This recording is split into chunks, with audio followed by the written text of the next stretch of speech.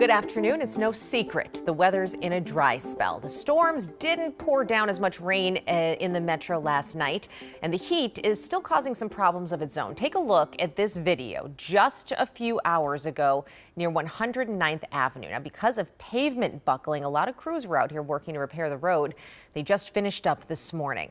Now remember, this is our third straight summer with a drought. This map shows you just how bad this year is compared to last.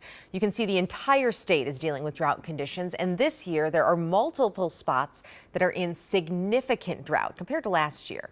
Ben's going to tell us if we'll get some rain this weekend. Well, as far as rainfall goes, yesterday it was really feast or famine. Nothing around the Twin Cities metro area. And further north, we saw some significant rainfall. Everywhere you see red here, that's between 2 and 3 inches of rainfall. These are radar estimates, by the way. And between Kanabec County and Pine County, radar estimates between 3 and 5 inches over a fairly wide swath. So we did see some significant rainfall. But other places, again, saw very little. Now, we are dry to start off the day, and there's a small chance for a few afternoon showers or thunderstorms, but these should be the non-severe variety. This is radar or futurecast by 4 p.m. And notice a few showers show up over the western part of the state. Some thunderstorms developing from Rochester down towards La Crosse. That could be potentially severe with a marginal risk for severe weather, but the environment just isn't great for producing heavy rain for us. So just a heads up, an isolated shower or storm possible later this afternoon. But it looks like the severe stuff is going to stay down to our south over northern Iowa.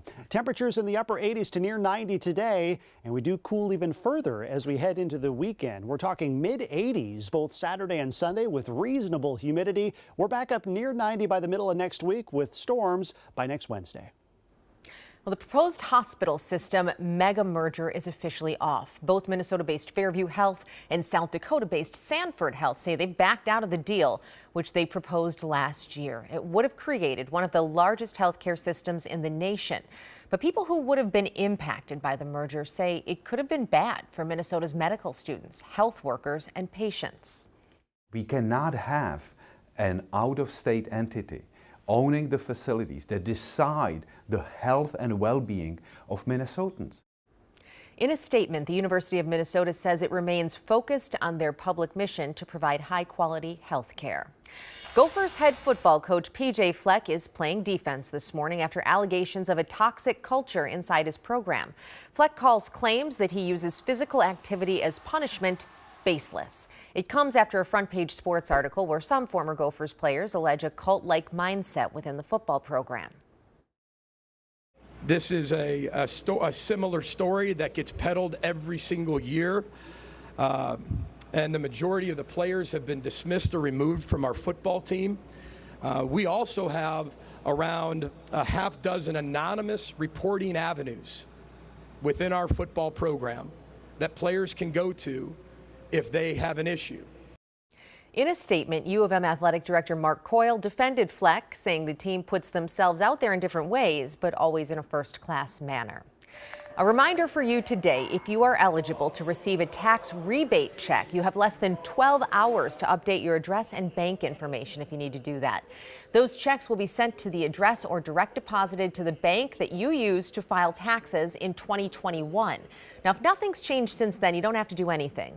The deadline to update your information is 5 p.m. today, so text check to 763-797-7215 for information on how much you'll get and eligibility requirements.